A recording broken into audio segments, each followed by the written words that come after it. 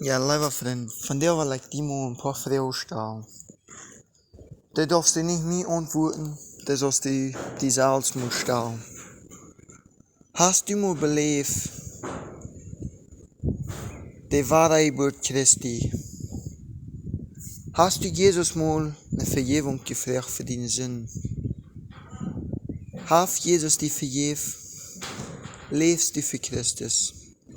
Weißt du dort, dass Christus für dich gestorben ist? Weißt du dort, dass Christus die Life hat?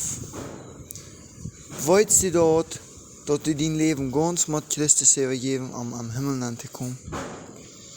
Ist Christus in dein Leben ab alle Städten der Erste?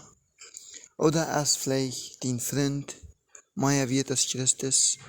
Vielleicht sind deine Eltern mehr wert als Christus? Vielleicht ist dein Sohn mehr wert als Christus? Vielleicht hast du ein Motto mehr wert als Christus? Wenn dort ist, dann will ich dich von dir mal fragen. Bist du dort, von dir dein Leben Christus zu übergeben? Wenn du dort bist, dann geh Christus, freu den, was dir vergeben will. Christus ist bereit, dir vergeben. Jesus starb am Kreuz, die Sünde vergeben kann. Wird als Mensch geboren, wird Gott, wird als Mensch geboren, dass kann für dich sterben. Lieber Freund, wenn du von dir noch nicht für Gott lebst, wach nicht länger. Gib die nur Gott an, dass dein Leben kann übernehmen.